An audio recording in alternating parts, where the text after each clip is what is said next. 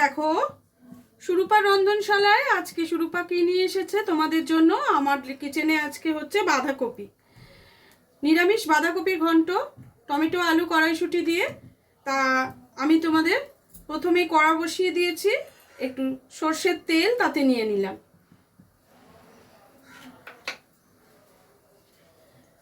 ঝিরি ঝিরি করে বাঁধাকপি কেটে রাখা হয়েছে। এখানে নিয়েছি আলু, এখানে আছে কড়াইশুঁটি আর পরিমাণ মতো টমেটো।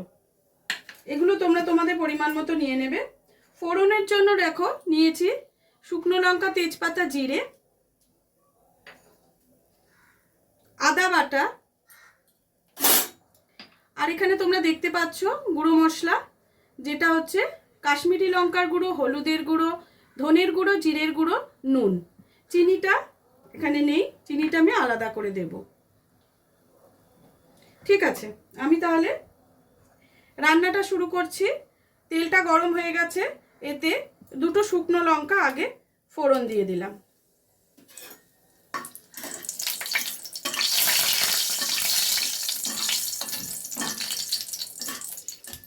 এবার জিরে আর তেজপাতাটা দিয়ে একটু চড়চড় করার সাথে সাথেই আলুগুলো দিয়ে দেবো, যাতে জিরেটা পুড়ে না যায়।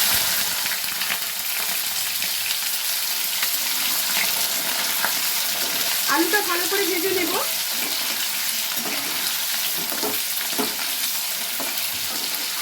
শীতকালে এই বাঁধাকপি, ফুলকপি যতক্ষণ থাকে, মানুষ প্রতিদিনের পাতে একটা করে তরকারি অবশ্যই রাখে। বেশ ভালোও লাগে, শীতের সবজি তো খেতে ভালো লাগে। রুটি দিয়ে, ভাত দিয়ে, সব কিছুর সঙ্গেই বাঁধাকপি খেতে কিন্তু খুব ভালো লাগে।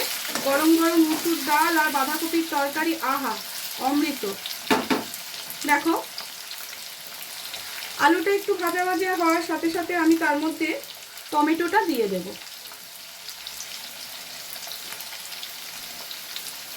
অনেকেই মাছের মাথা দিয়ে বাঁধাকপি খেতে খুব ভালোবাসে, সত্যি সেটা খেতে খুব ভালোও হয়, কিন্তু আমি একটু নিরামিষ বাঁধাকপিটা বাড়িতে বেশি করি।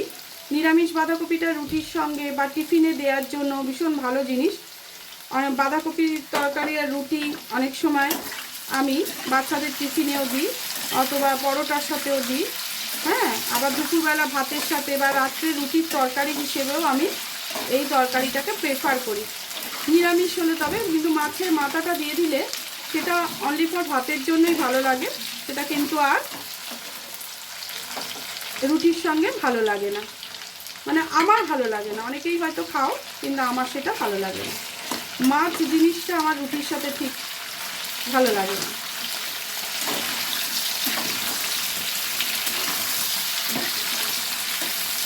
টমেটোটা ভালো করে আলুর সাথে নেড়ে নিচ্ছি।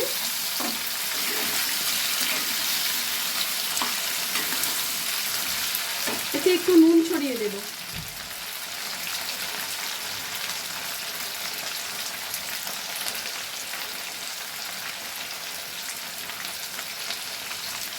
সামান্য নুন দিলাম, যাতে বেশি না হয়ে যায়। এখানে আমি মশলার মধ্যে নুন নিয়েছি, তাই জন্য সামান্য নুন আর একটু হলুদ ভাজার জন্য আমি দিয়েছি।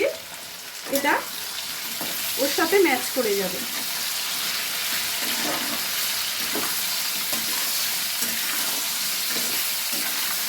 দেখো টমেটোগুলো কিরকম গলে গেছে।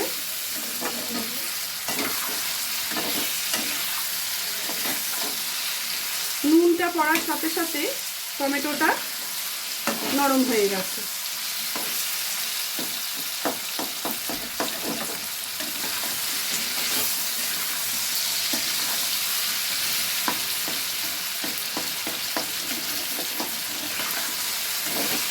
এবার আদা বাটাটা এখানে দিয়ে দেব, তার সাথে একে একে গুঁড়ো মশলাগুলো অ্যাড করে দিলাম।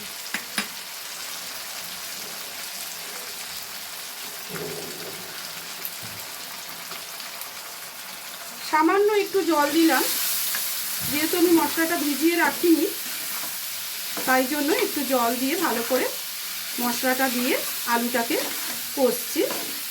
এর মধ্যে কড়াইশুঁটিটা অবশ্যই দিয়ে দেবো। দিয়ে এবার আলতো হাতে আলু, কড়াইশুঁটি আর মশলাটাকে নাড়াচাড়া করব। আঁচটা আমার জোরে করা রয়েছে। আর একটু জল দিলাম।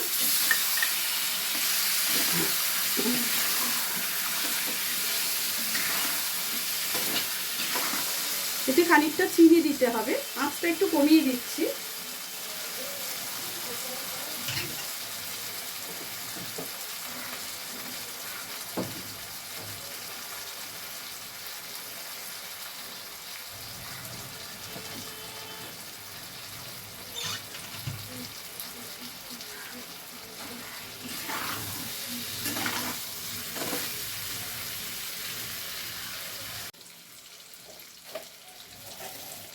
পরিমাণ মতো চিনি দিয়ে দিলাম।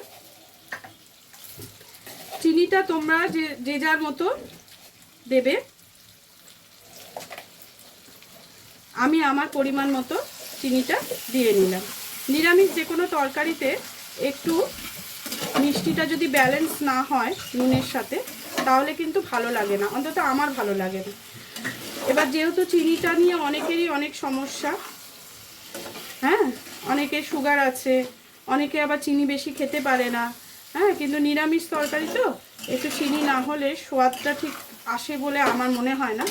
তাই আমি একটু পরিমাণ মতো চিনি দিই। তবে আমি গুড়ের চিনি ইউজ করি, তোমরা জানো। আজ আমার গুড়ের চিনিটা শেষ হয়ে গেছে, তাই জন্য আমি নর্মাল চিনিটাই দিলাম। এবার দেখো বাঁধাকপিটা অল্প অল্প করে দিয়ে আমি কিন্তু এটাকে কষে নেব। অনেকেই বাঁধাকপি সেদ্ধ করে খাও, কিন্তু আমার না সেটার থেকে এটা খেতে বেশি ভালো লাগে।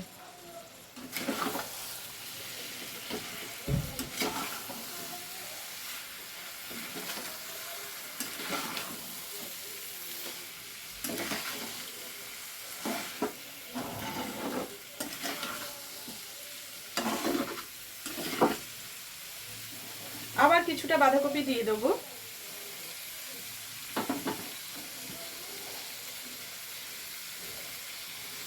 দেখো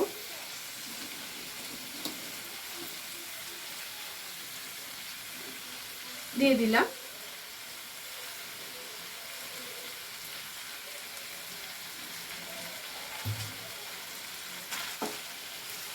এবারে ভালো করে আলুর সাথে বাঁধাকপিটাকে, আলু মশলা সব কিছুর সাথে এটাকে মিশিয়ে নেব।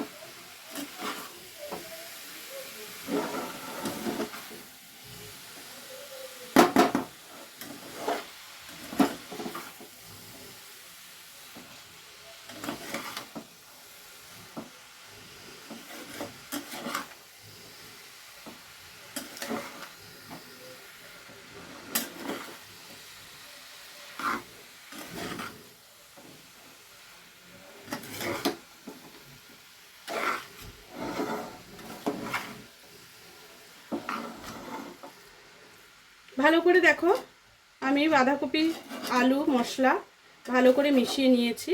এবারে কিছুক্ষণ এটাকে চাপা দিয়ে আমি হতে দেব।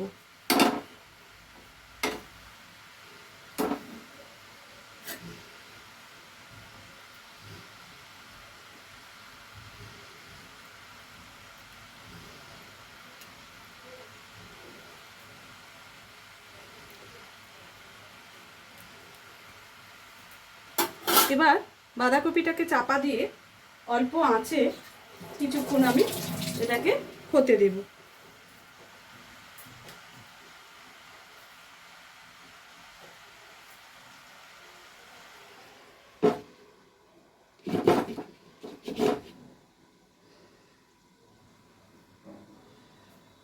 কিছুক্ষণ হয়ে যাক, তারপরে আমরা আবার ঘুরে আসছি। ঢাকাটা একটু খুলে দেখছি বন্ধুরা, দেখো আমি কিন্তু এক ফোঁটাও জল দিইনি, সেই যে বসিয়ে দিয়ে গেছি, এই তোমাদের সামনেই আমি খুললাম।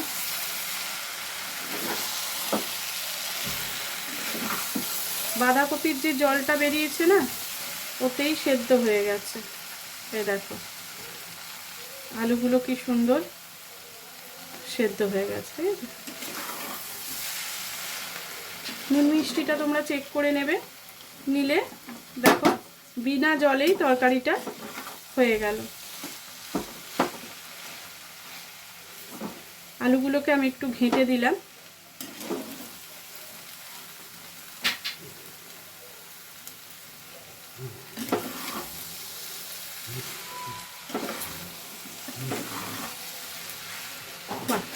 সুন্দর তরকারিটা সেদ্ধ হয়ে গেছে।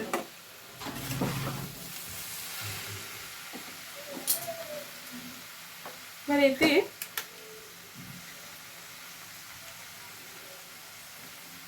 একটু দারচিনি গুঁড়ো দিয়ে দিচ্ছি। অনেকে ঘি দেয়, আমিও দিই, আমি যে দিই না তা না।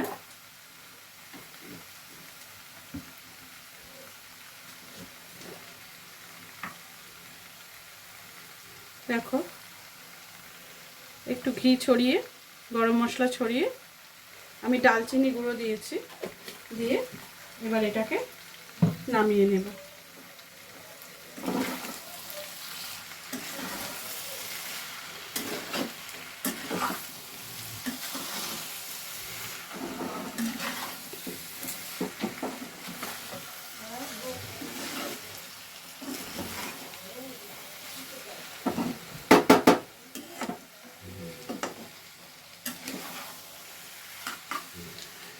দেখো রেডি হয়ে গেল আমার টমেটো কড়াইশুঁটি দিয়ে বাঁধাকপির ঘন্ট। এবারে আমি সার্ভ করে তোমাদের দেখাচ্ছি যে দেখো কেমন হয়েছে বাঁধাকপির ঘন্টটা।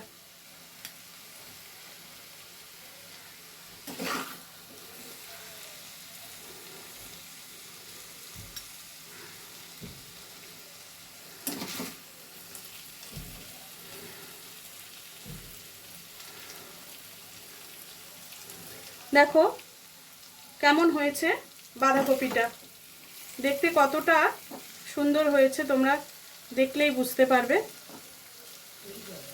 তাহলে এইভাবে রেডি করে ফেললাম আমি বাঁধাকপিটা, তোমরাও বাড়িতে করো। আমার মনে হয় তোমরা সব এইভাবেই করো। যাই হোক, আমি আমার রেসিপিটা তোমাদের সঙ্গে শেয়ার করলাম। ভালো লাগলে একটা লাইক করো, কমেন্টস করো, শেয়ার করো, সাবস্ক্রাইব করতে ভুলো না প্লিজ। হ্যাঁ, আর কালকে আবার একটা ভিডিও নিয়ে চলে আসবো। আজকের মতো ভিডিওটা এখানেই শেষ করি। সবাই ভালো থেকো, টাটা।